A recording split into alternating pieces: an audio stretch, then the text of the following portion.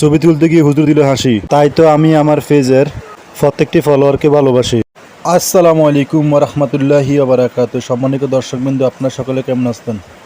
আশা করি সকলে আল্লাহর অশেষ রহমতে ভালো আছেন। আজকে আমি আপনাদের মাঝে একটি নতুন ব্লগ নিয়ে হাজির হয়েছি। আজকে আমি আপনাদেরকে দেখাবো আমি আর হুজুর মাদ্রাসার জন্য হাজীগঞ্জ থেকে কি সরঞ্জাম কিনলাম। ভিডিওটি না টেনে সম্পূর্ণভাবে দেখবেন, আমাদের পাশে থাকবেন। হাজীগঞ্জ যেতে হলে প্রথমে আমাদেরকে দোয়াবাঙ্গা যেতে হবে। অনেক খোঁজাখুঁজির পর একটি অটো পেলাম এবং আমরা অটোতে উঠে গেলাম। অটোতে উঠে আমরা দোয়াবাঙ্গার উদ্দেশ্যে রওনা দিলাম। অবশেষে আমরা দোয়াবাঙ্গা চলে আসলাম এবং দোয়াবাঙ্গা থেকে হাজীগঞ্জ যাওয়ার জন্য আমরা আইডি বাসের স্টেশনে গিয়ে বাসের জন্য দাঁড়িয়ে রইলাম। আইডি বাস চলে এসেছে এবং আমরা বাসে গিয়ে উঠলাম। বাসে উঠার পর আমি তো অবাক, বাসে কোনো যাত্রী ছিল না। তাই আমরা একসাথে বসলাম এবং বাসে কিছু ছবি তুলে নিলাম। ছবি তুলতে গিয়ে হুজুর দিল হাসি। তাই তো আমি আমার পেজের প্রত্যেকটি ফলোয়ারকে ভালোবাসি। এটা আমার প্রথম ব্লগ ভিডিওর মধ্যে যদি ভুল ত্রুটি হয়ে থাকে তাহলে অবশ্যই ক্ষমাস্বরূপ দৃষ্টিতে দেখবেন। আপনারা অবশ্যই ভালোবাসা দিয়ে আমাকে এগিয়ে যাওয়ার জন্য সাহায্য করবেন। আলহামদুলিল্লাহ, অবশেষে আমরা হাজীগঞ্জ চলে আসলাম। এটি হচ্ছে হাজীগঞ্জ ঐতিহাসিক বড় মসজিদ। এটি চাঁদপুর জেলার সবচেয়ে পুরানো মসজিদ। হাজীগঞ্জ ঐতিহাসিক বড় মসজিদে প্রতিদিন হাজার হাজার মানুষ নামাজ পড়তে আসে। তারপর আমরা আমাদের কাজ করার জন্য চলে গেলাম। প্রথমে আমরা একটি গিফটের দোকানে আসলাম এবং সেইখানে এসে সুন্দর সুন্দর কিছু গিফট কিনলাম। গিফটগুলো প্যাকিং করে আমরা সেখান থেকে বের হয়ে লাইব্রেরিতে চলে গেলাম বাচ্চাদের বই কেনার জন্য।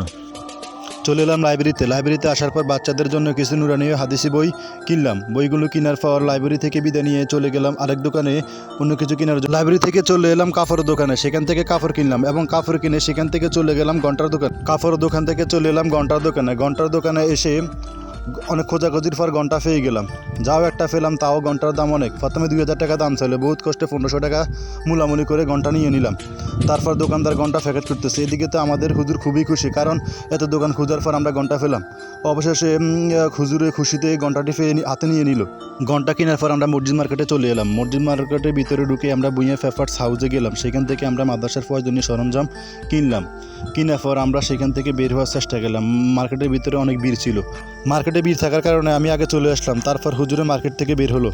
চলে এলাম কোরআন শরীফের দোকানে। কোরআন শরীফ দেখেতে মনটা ভরে গেল এবং হুজুরকে বললাম মাদ্রাসার বাচ্চাদের জন্য কিছু টুপি কেনার জন্য। হুজুর মাদ্রাসার বাচ্চাদের জন্য কিছু টুপি কিনলো এবং আমরা সেখান থেকে চলে গেলাম নাস্তা করার জন্য। নাস্তার জন্য আমরা 2টা পেঁয়াজু, 2টা আলুর চপ, 2টা বেগুনি এবং 2টা সিঙ্গারা নিয়ে নিলাম এবং আমরা দুজনে ফ্যাট ভরে নাস্তা খেয়ে সেখান থেকে চলে গেলাম দীপু ভাইয়ের দোকানে। দীপু ভাইয়ের দোকানের নাম হচ্ছে স্মার্ট প্রিন্ট অ্যান্ড গ্রাফিক্স। এখানে জগ মগের উপরে সব কিছু প্রিন্ট করা হয়। আমরা মাদ্রাসার জন্য কিছু স্টিকার এবং ব্যানার নিয়ে নিলাম এবং অবশেষে সেখান থেকে দোয়াবাঙ্গার উদ্দেশ্যে রওনা দিলাম। আমরা দোয়াবাঙ্গা এসে ব্যাপারে ইলেকট্রনিক্স থেকে 2টি সিলিং পাখা নিলাম। দোকানটি কালীবাড়ি রোডে অবস্থিত। আপনাদের কিছু লাগলে অবশ্যই এই দোকান থেকে।